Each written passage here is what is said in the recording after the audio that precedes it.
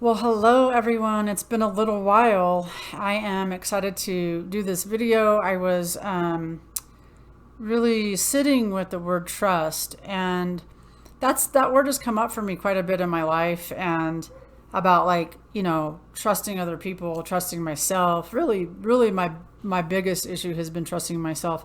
The light is like really weird in here. Like I noticed that like this side is like really light. I don't know what's happening with the lights. Maybe that's a little better. So it's like one eyebrow is lighter than the other this way. Yeah, this way. Anyway, so trusting myself, trusting other people. And I want to talk a little bit about that word and how I had this experience in the past with um, my ex-husband. And what the experience was that he had an affair, and I had a difficult time trusting him again. And there was this part of me that was like, well, if I could have him do these certain things and he did these certain things, then I would be able to trust him again. And fast forward to now, I mean, many years later, we've been apart for a really long time. We are really good co-parents. We do very good co-parenting together and friends. And I realized something, which was there is no way that anybody could make you trust them. Right? Like, it wouldn't even matter. And I think about this often, is like, it wouldn't even matter, like, if he did all these things. He could do all these things, but it wouldn't mean that I would trust him. And I was making that up in my mind, like if he did these certain things and I had these rules he had to follow, and he didn't follow them. And so he didn't follow all of them, some of them maybe, but not all of them. And I was like, okay, well, that just shows me that he's not trust. I'm not going to be able to trust him because he's not doing all these things. And what I've discovered too, and also where I worked with a patient of mine a really long time ago, and same thing, husband had an affair, and the difference between her and me was she was willing to work through it. I was just like, after a certain point, I was like, I'm out. I don't even have any energy to work with you on this. Um, so the difference was that she was willing to work through it, and she discovered a lot, and it was a very really good experience for me, because I really learned a lot about you either trust or you don't. And she was kind of going the same way I was, where it was like, well, I want him to do all these things. And I said, okay, well, if he does all those things, then what? Are you going to be able to trust him? And the answer was, I don't really know. And again, I really do believe that it's a choice, that either you do or you don't. Because what happens is the line starts to move. And that was what was happening for her. Was he would do the thing, and then she would say, okay, well, he did that thing. I need to have him do another thing to prove it. Like, I need him to prove that I can trust him. And that's the thing, is like, nobody's going to be able to prove it. You either trust someone or you don't. There is no in between. It's kind of like you try to stand up. You either stand up or you don't stand up. You're not, there is no try involved. So I think trust is a lot like the word try. So you either do or you don't. You either do trust or you don't trust. And what will help you to trust is really going to be something you do for yourself. That will be you. And I think for me, and the experience I have, a big piece of that for me was forgiveness, and forgiving him and forgiving myself, of holding on to bitterness and resentment and being mad, and anger, and all those things that come with having infidelity. And so, again, if you're struggling with that word, just remember, there is no, you either choose to or you don't. And, like, what is it going to take for you to trust somebody? And I do believe it comes back to you trusting who you are, and trusting yourself, and trusting you're going to make the right choice moving forward. So for me, I didn't trust myself with, like, okay, well, I want to go forward and make an effort. I made some of an effort. However, I didn't trust myself enough to go, to go keep going into it because I just was obsessed with like, what is he doing? Who's he talking to? I was in all of that and I could not get past it. Like I was having a very difficult time getting past that part of it.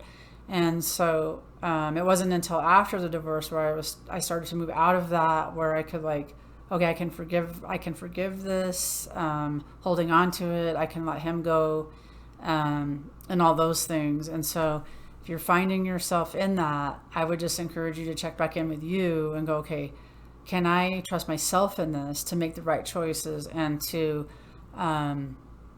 a big one for me, big time, was setting boundaries in that relationship of like, okay, I'm not willing to cross this anymore. Or like, I'm not willing to have 3 people in the relationship or whatever is going on, whatever your situation is. It doesn't necessarily have to be an affair. It could be a friendship that maybe there was like you felt like there was a betrayal somewhere and like, oh, well, they did this to me, so I don't think I could ever get over that. So therefore I don't trust them. And so what's the point in having a relationship? And so that could be good. And that could be the boundary, is that there is no relationship, and that's okay too. And so I hope you really find this video helpful. I absolutely love the subject of the trust part, because it's something different where like, again, most people are in the majority of like, or in the realm of like, well, they did this thing, so I'm never going to be able to trust them again. Or they have to do all these things in order to get that, in order for me to give them my trust. And the thing though about that is, a line moves, because then it's just going to be something else. And it's going to always be like, I had to choose something else to get that. Now, if you're on the other side of it, like my ex-husband would be on the other side of it, where, it probably didn't help, because then there's like this, he's got to achieve something more, like there's something more he has to do. And I have realized also that like with men, there's this demasculation thing that happens when there's infidelity, where it's like, well, you did that thing a long time ago, so I'm going to hold it over your head forever. Like, I know I was kind of like that. Well, like once a cheater, always a cheater. It's not necessarily true. And that doesn't mean that you cannot give that person another shot. And however, it also doesn't mean that you do, right? So you get to decide what's right for you in that situation. And again, everybody's different. Everybody's story is different. There's a lot of comparing that happens when we talk about infidelity and trust and infidelity. I don't know why I went into this infidelity thing, but I guess that's what's happening right now. Is what's coming through me is that like,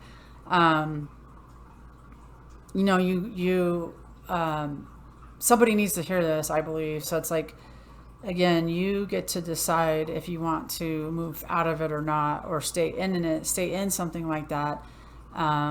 And if they keep doing it, right, like it's just a checking in with yourself and trusting yourself. Like, okay, am I willing to keep doing this? It's really not about trusting them, because you either do or you don't. And like, there was no good that came from me always looking out the window, or looking at the emails, he was sending, or looking at his phone, or all of those things. That has no benefit. It's not a high energy. It's not good for your spirit, all of that stuff. I had a person who, and I've noticed that there's a trend in this. I had several clients of mine that would, or we could call them patients, that would come in and they would say, oh yeah, they betrayed my trust because they told me they were going over here and then they went somewhere else. And I'm like, well, how do you know they went somewhere else? Oh, well, I put a tracking on there. They have a tracker. I track them. Well, that just blows my mind. And that's actually happening a lot more now than it used to. Like within the last couple of years, that's happened more because of the way technology is. And now we can actually track people. It's insane to me. And I'm like, well, yeah, that's not trusting somebody at all. And when you don't trust somebody, or you don't trust yourself enough to trust them, then like you're never going to really get out of that spin. And especially if you're constantly tracking somebody and, oh, there they go again, I found them in another lie. Well, let them live their lie. If that's what they're going to do, let them go do their thing, like again, it's coming back to I trust this person? Do I trust this person to like let them do their thing, and I'm not going to question everything they're doing and be obsessed with it? That got me in a lot of trouble with myself, where I didn't feel good in my body. I just felt very very emotionally drained. All of those things. So anyway, I just went off on a tangent. Hopefully this helps somebody. And again, it's either you do or you do not trust. You get to pick. So thank you for checking this out. I'm glad you're here, and I'll see you in the next one.